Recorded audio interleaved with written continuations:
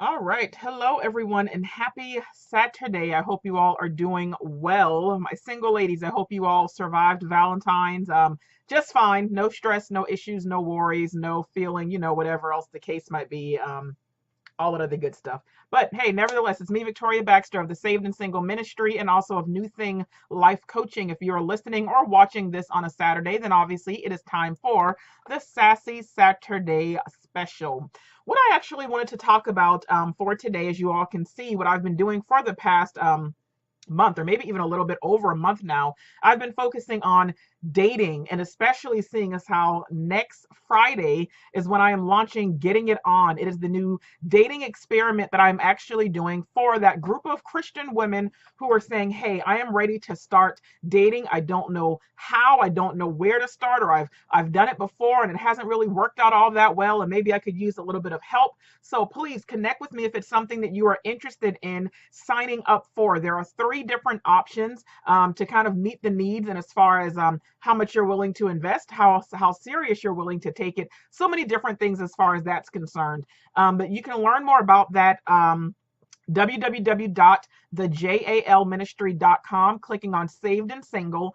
Also, if you go to the coaching site, www.newthinglifecoaching.com, when you go to the coaching site, if you click on either book or book online, you'll see a link right up there at the top that actually says, click here for the Getting It On dating experiment. So connect with me. I just want to, help Christian women who, again, looking to date in this season. I am a certified dating coach, and I've really been taking the getting knowledge, and expertise and everything in that field. Well, expertise because I was already kind of helping people do it anyway, but wanting to actually look to see again, the history of dating, interviewing different men to see as far as what men think about dating, where they stand with certain things, and what things cause them to not call a woman back, things that they do like and don't like on a date, things that will cause them to absolutely run for the hills if it ever happens on a date.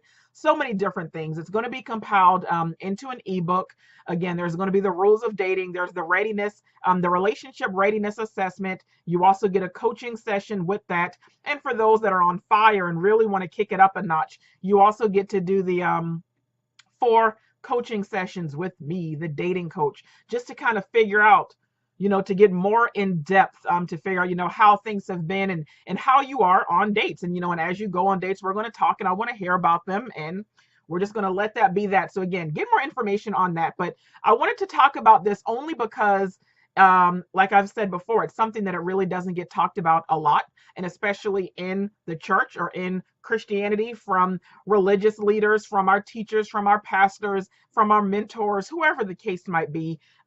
There's not a lot of guidance as far as dating for Christians, and as Christians, as that whole thing is concerned. So here I am. I like to look at what is going on in the world, and of course what the Bible says, and it's my way of trying to have culture and Christianity collide a little bit. So that's where we are as far as that. What I'm going to talk about today is actually dating the independent woman. Dating the independent woman. Ladies, don't say, oh, this is for the man to understand, I'm independent and this is why, so I don't need to watch this anymore. No, this actually isn't for the men. I never do the videos or the podcast or anything for men. I do it all for women. So even though I'm talking about dating the independent woman, I still want to do this video. It's for women, okay? But I want you to think about what is going on in the head, in the mind of a man when it comes to dating that independent woman. Because here's the thing, I know that many of us are, some of us are single parents, but either way, and then some of us we're single women in general. We've been doing things on our own. We've been handling business by ourselves for years, or maybe even our entire lives, okay? I know that some of us have never, for those of us who have children, some of us were maybe never in a relationship at all when it comes to, with the children's father. Maybe it was just, a whoopsie, maybe it was just unprotected sex and it ended up leading to having a child. Maybe y'all were never in a marriage or in a relationship, so you've been used to doing it all alone. Or maybe y'all were married, but now you're not. So you've been used to doing it all alone. Even if you don't have kids, you're used to doing things all alone, and that is good.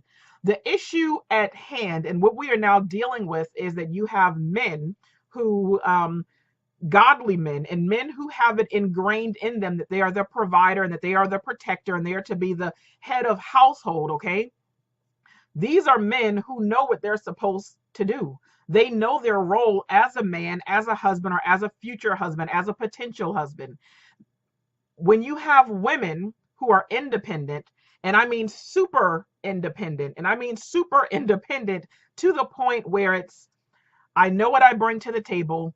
You know, I bought the table or I built the table. I put the table together and I've been putting food on the table by myself and washing the dishes after it. Like, you know, what value are you going to add to my life? Why do I need you? Why do I want you? Like, what can you offer me that I can't do by myself? Da da da da da. Or, you know, those women who want to go out of their way to let a man know, like, hey, I don't need you. Look at me. You know, again, I'm independent and I can handle it. All that other good stuff. The problem was that with that is, if you are that woman and you're making sure it is known that you are independent, and you're also maybe not even realizing that you are pretty much letting a man know, I don't need your help. I don't need you. I want you, and you should be grateful for that, but I don't need you. You're going to have a problem dating a certain caliber of man, a certain caliber of men. You're going to have an issue if you would like to be in a relationship and eventually married to a certain group of men. Because again, a lot of men who hear that, I don't even think it's necessarily, a lot of women say that only little boys or only weak men get intimidated by a strong, independent woman. I don't necessarily think that's the case. I think what it is again, when you have a man who knows his role and what he is supposed to do for a family, and a lot of these men are like, hey, you know, if a woman has kids, whatever, I know that she's going to, you know, come with some things, and I'm not going to step to her unless I'm willing to deal with that and to help out and take this child on. Not necessarily, you know, saying, you know, that they have to be, you know, a father, but being like a father and maybe eventually the stepfather. Yes. What's going to happen is that man that's already prepared for that, but he's coming across a woman who's saying that she doesn't need any help or she's independent, and, you know, what can you do for me? And I don't need you, I want you, and whatever else. Most men, not all, not all, most men, for them, it's like, okay, I am not needed here. I'm not needed here. Okay, yeah, you want me, but men want and need to feel needed. That is what they have in them. They need to know that they are needed. You know, of course, we have to, truth be told, like, you got to stroke their ego. And it is truly, you know, it's been said, and I've talked about this before, that the size of a man's ego is equivalent to the size of a woman's heart. So the same way we want and that we need love and affection, and that's what we desire, and that's what we crave. We want to know that we are wanted. Men want to know that they are needed. They want to know that we need them, and we need them to fulfill that role. Now, I'm not saying you have to, you know, play the whole damsel in distress, you know, and stuff like that, and pretend that you can't do it on your own. I'm not saying anything like that. And again, if you are independent, you know, of course, do what you have to do now to take care of your children.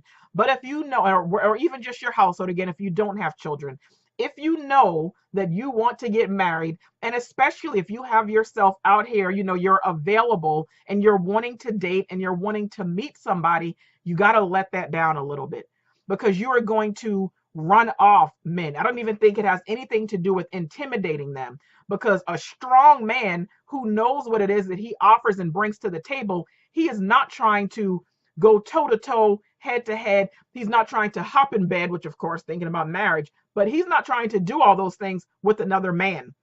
And what I mean by that is, he doesn't feel like going and battling with someone who, you know, who's pretty much trying to strip him of his manhood or strip him of the ability to be the provider, the protector, and the man and the head of household, you know, as far as a relationship is concerned.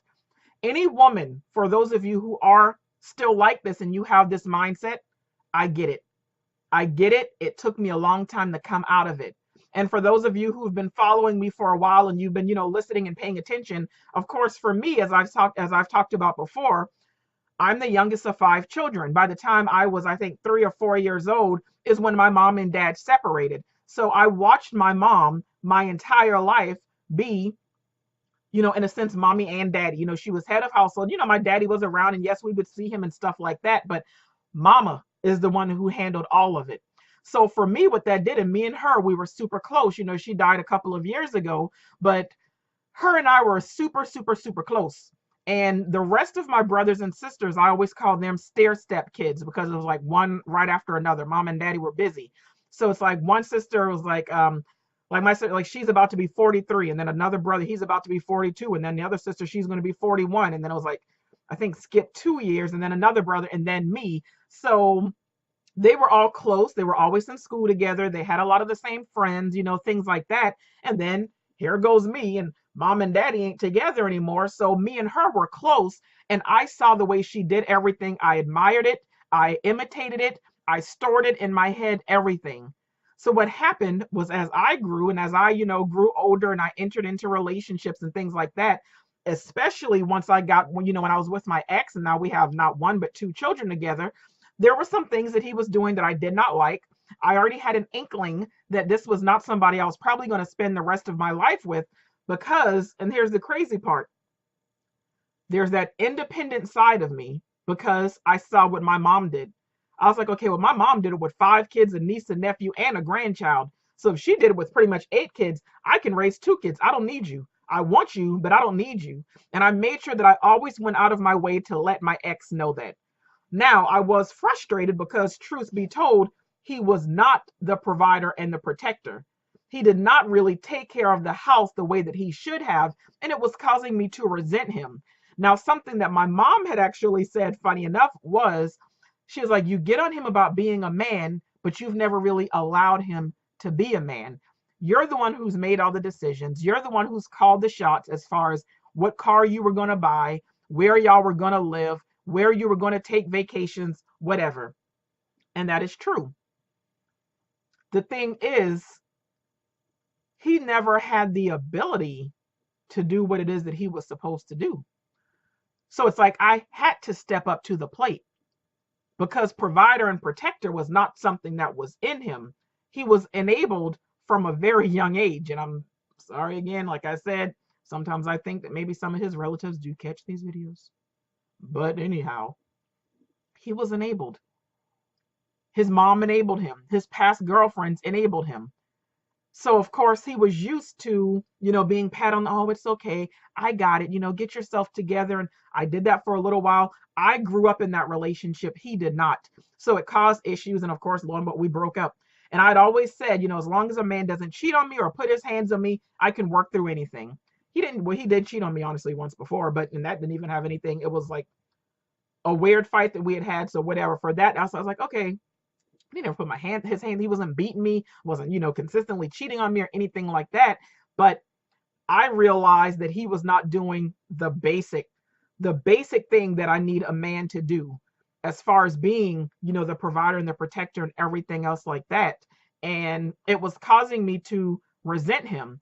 And it was causing, of course, now I still have this independent streak in me because of what I saw my mom do and what I learned from her. So I knew to take care of business. I knew how to handle business. I knew how to make sure that the bills were getting paid. For the most part, we were never 50-50. Sometimes maybe 60-40, maybe 65-35, 70-30, whatever. And I was the one who was doing the majority of things. And again, it's like I had to because I couldn't trust him to get it all done. Now, of course, when that relationship ended and I went on to date other guys and, you know, dating ships and situationships, really no official, actual relationship since him and I broke up, I still had that independent mindset. And I was still making sure that every man that I came across, that they knew, hey, I don't need you. I can do it by myself. I've been running a household for the past couple of years. Even when I was in a relationship, I was doing XYZ, da da da da da. So I had a lot of men who was like, okay, cool. At least I know I don't have to do anything for her. It's like I was already kind of setting the tone because I was making it easier for some of them to just kind of like lower the bar a little bit. Like they're like, oh, well, at least I don't have to worry about doing all that. Like, Shorty got it going on. But then I had some men who were like, you know, it's okay for you to relax and be a woman. What do you mean I am a woman? And not only am I a woman, but I'm an independent woman. Like, you know, I had the whole attitude and everything else going along with it because, and it was something that God had to reveal to me several months ago, trust. He said, because you've never trusted that a man can do it. And I know we're technically not supposed to put our trust in people anyway, but I didn't even trust that a man could do their job Because for me, one of my issues that I'm working on, I'm an overthinker. I overanalyze. I overthink every situation because I've been a single parent for years. Because even when my ex and I were together, he never really, I was never secure that he was going to handle things in the household, whether it was bills or whatever else, the way that he should have. I always had to do it. I always had to make the decisions to ensure that my children and I were going to be cared for, that we would be safe, that we would be protected, that we would be provided for, that there was going to be food, electricity, water, whatever else the case might be. So I never really trusted men to handle that because I never experienced it. But then, of course, I mean, on a little bit of a different whatever as far as that's concerned, God had to let me know, yeah, you never really trusted me either. There were times you never even trusted that I was going to come through for you. So how do you think that you're ever going to trust a man to do anything? You've never even trusted me. You've never even given me your trust, and that is where it starts. And if you would trust me and and put all those worries and cares in my hands and spend time with me, then I will make sure that I will, you know, connect you and join you and have, you encounter someone who can do all of those things. But God was saying, hey, but you got to let me be your husband first. Because as I show you what marriage is truly all about and how things really do operate, there are some things I got to work on inside of you first. And that's the journey that God and I have been on. You all are, well, for those of you who are a part of the R2C Masterclass, the video that I did, the starting lecture for, I think, week 7, which we are going into the week after next, the lecture I did on marriage was phenomenal. And I mean, I have to toot my own horn, but I'm really not boasting about myself. I'm boasting about God, because even in the middle of me doing that lecture, God was just downloading so many different things. So many different things that he was revealing to me about, the my history with men and dating and whatever else the case might be. But it's not too late. If you join in now, we're still ending up the live class, but go to the website, because a birdie told me that the RTC Masterclass is like hugely discounted right now. So you want to join in, and it's really just 60 days of being content for a single Christian woman. But nevertheless, I did not trust my ex, because I mean, he wasn't doing it. I already was that independent woman. My ex wasn't doing what he needed to do, so I had to step up to the plate. I don't want to say force, but I didn't really be like, hey, you're the man, do this, do that. I would kind of drop hints, but again, he was used to being a certain way. He was used to having people enable him. So that is ultimately why our relationship ended. Had nothing to do with cheating, beating, nothing else. It was because I was like, this would never work, because I would not be in a marriage like this. I now know what God says about marriage and whatever else, like that wouldn't be it. So ladies, I challenge you, if you are an independent woman, cool, handle your business now. But when you meet a man does not want to be in a relationship with another man. That's a conversation for another day. Y'all know what I'm talking about. A man wants to be the man. He's not trying to go toe to toe and whatever else. Again, there are some men who are going to be okay with that. But if that's how you're already setting the tone, he's meeting you that way. He's like, okay, well, cool. She likes to take charge. Good to go. That means if you all decide to enter into a relationship and then get married and then move in together and all that other good stuff, you're not allowed, you don't have the right to ever catch an attitude if you realize, well, I'm the one who does everything. I'm the one who, I'm paying the bills, or I'm doing this, and I'm the one who has to make other decisions and da da da da da, because you already showed him early on what time it was and that was a role that you wanted to fulfill. You never laid the foundation. You never made it clear from the very beginning how it was going to be and what you were expecting. The only thing that you were showing him is what you were going to do as a woman and what you were not going to allow him to do as a man. Dating the independent woman is not easy. And let's just say, y'all, I'm telling you, for those of you who are going to do the Getting It On dating experiment with me, all 3 options come with the ebook. So even if you just choose the option to read the book, I have spent the past several months interviewing men of all ages, races, marital statuses, everything as far as dating is concerned, and what things are turn offs and what things are turn ons. I was surprised at what some of them had to say as far as the independent woman is concerned, because most of them were just like, turn off, no. If I can't be the man, if I can't fulfill my role and my job and my place to be the one to take care of her and to take care of that household and the kids, even if she has kids before me, then that's not a woman that I want to be with, because I'm not going to be in a relationship with someone who also wants to be the man. So it was very insightful. I learned some things. Like, some of those interviews took a lot longer because it was like, okay, pause. So what about this? And it's like, it just turned into, me asking questions that were never even on the sheet or whatever. But just ease up a little bit, ease up, as far as that's concerned. Think about these kind of things, and think about, yeah, of course, the kind of woman you are, and then the kind of marriage that you want, the kind of wife that you want to be in, the position that you want to have in a marriage. And you have to be that person now. You have to put yourself in that position now. When you go on dates and everything like that, you have to let them meet who you really are. Like I talked about a month ago or whatever, no auditioning, because you can end up auditioning and then you're going to get snatched up for that role.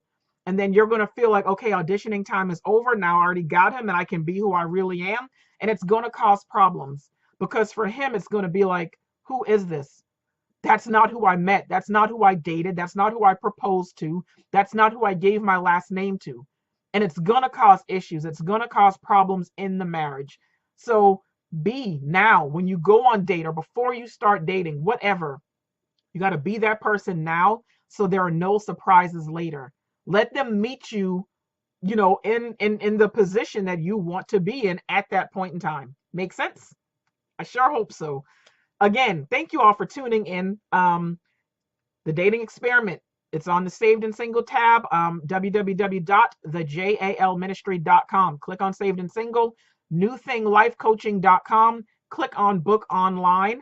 Hey, if you ever want a session with me, I do have different packages available for women who are just wanting coaching for their single season, or for dating, or even relationship coaching, whatever, or just life coaching also. All the different things that I do on there, startup business coaching.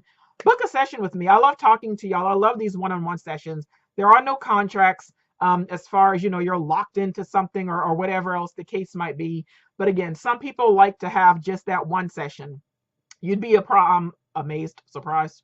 You'd be amazed.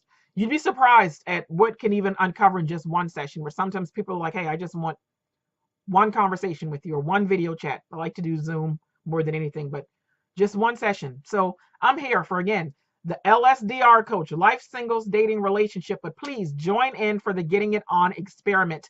If you are not already connected with me, when you go to the Saved and Single tab, click on subscribe to All Things SaaS. And that way you can stay connected to all events, all webinars, everything. We are 1 week away from doing the Loving Me workshop, the online webinar for women who are on that journey to self-love. I've talked about my past, my experience, and so many different things. I had not a lick, not an ounce of self-love. And it's why I made so many of the decisions that I did as far as men, sex, dating, relationships, all that other good stuff. And a lot of you are still doing the same things. It's all because of your self-love, the level of self-love or lack thereof.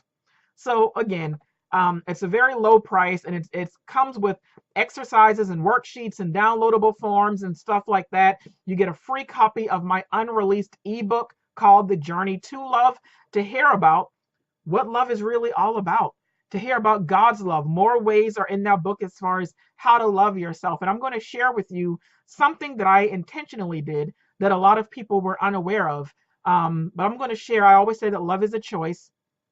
So I'm going to share my story on how I intentionally loved a man who I knew did not love me back. And that was me on a quest to prove that love really is a choice, or to see if it is. And I can't wait to share those results with some of you as well. So yeah, tune in, join in. You can register for the webinar. If you're on Facebook, same thing. You can search for the event. It's called Loving Me Online Workshop. Or you can also, when you go to the coaching website and the JAL site, all of that stuff is on there. Love you all. Thank you all for tuning in. Questions, emails, whatever. I'm going to start answering questions more at the end of some of these videos. You can send those to the sassministry@gmail.com. The sassministry@gmail.com. God bless. Talk to you all later. Bye.